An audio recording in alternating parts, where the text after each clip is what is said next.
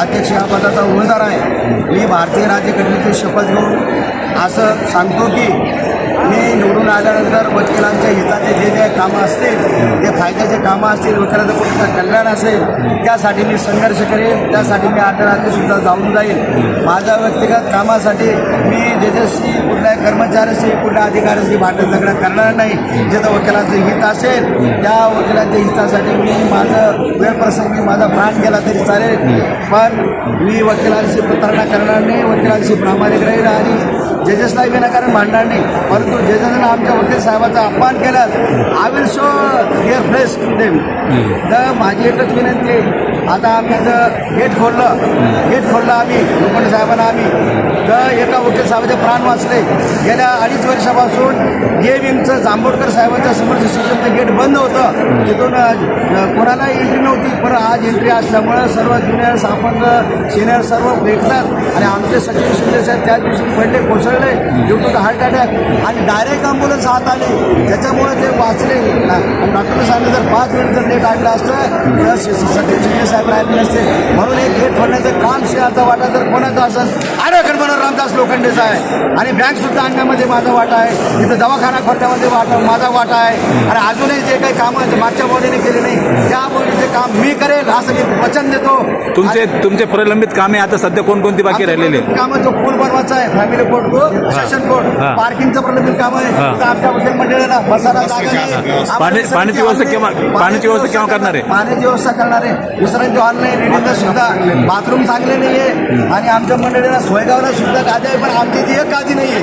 आज इथं कोणी पडलं तर कोणी कुठं ठेवणार आम्ही? आणि आमच्या हे दवाखाना दिला आमच्या काही कामाचं नाही, फक्त गोळ्याच्या पॅरासिटामॉलचा आम्हाला इथे सलाईन भेटू शकत नाही, फक्त ORSचं पॉकेट देतं आम्हाला, पेन किलरचं इंजेक्शन नाही, काही नाही. तुमच्या ज्युनियर वकिलांना बसायला जागा नाही, त्यांची पार्किंग व्यवस्था नाही, त्याबाबत काय होणार? 3 कोटी मंजूर झालेले आहे. तिकडे 1+4चं प्लॅन आहे.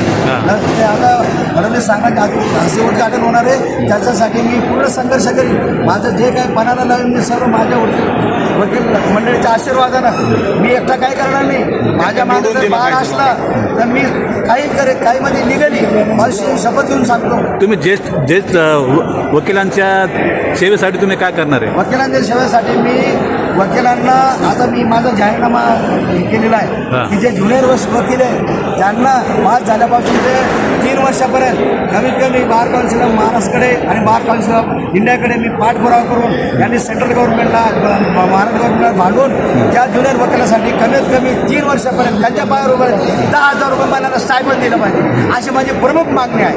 वकील मित्रांना तुम्ही काय आवाहन करणार? वकील मित्रांना हे आवाहन करतो की मी जे लिगल काम करेल तुम्हाला लिगल कामामध्ये सपोर्ट करा, इलिगल कामामध्ये तुम्ही माझं कॉलर धरू शकता, हे मी त्यांना सांगतो. ऐकलं का? म्हणून मला मतदान करा. मी दारू पिणारा माणूस नाही, गुटखा खाणारा माणूस नाही. मी कबीरांचं वाचन करणार आहे, बाबासाहेबांचं वाचन करणार आहे, फुलेंचं वाचन करणार आहे, संत तुकाराम महाराजांचं गीता आहे, ग्रामगीता आहे माझ्याकडे. हे विचार माझ्याकडे असल्यानंतर माझी काय डेअरिंग होणार आहे कोणाचं वाईट करायला? आणि ते कसं करू देतील मला? म्हणून मी जे काही त्याचं काम असेल वकील संघाचं वकिलांचं ते मी करेन, बरेपर्यंत करेन. काय नाव तुमचं? Ramdas Lokhande. Post serial number 4 अध्यक्षपदात उभा आहे. तरी सर्व वकील मंडळी मला यावर संधी द्यावी आणि तुमचं मत हे मला परिस आहे. मी लोखंडे मत जर मला परिस लागलं तर माझं स्वर जाण्याचं राहणार नाही. ओके. सर्वांना नम्र या जिल्हा वकील संघामध्ये आम्ही आर्थिक मदतीबाबत 2018 पासून एक नियमित मदतीचा हा वकील कुटुंबाला हा ग्रुप चालवतो आणि हेल्प अँड वेलफेअरच्या माध्यमातून आतापर्यंत आम्ही 13 ते 14 लाख रुपये मदत वकिलांना केलेली आहे. मी दोन्ही ग्रुपच्या सर्व सभासदांना आवाहन करतो की त्यांनी मनोहर लोखंडे यांना अध्यक्षपदासाठी मतदान करावे आणि एक कर्तृत्ववान व्यक्ती जो आपल्या तळागाळातून आलेला आहे, जातीभेद न बघता त्यांना मतदान करून मोठ्या संख्येने निवडून आणा असं मी आवाहन करतो. धन्यवाद. काय नाव तुमचं? ॲडव्होकेट रमेश घोडके पाटील. आमच्या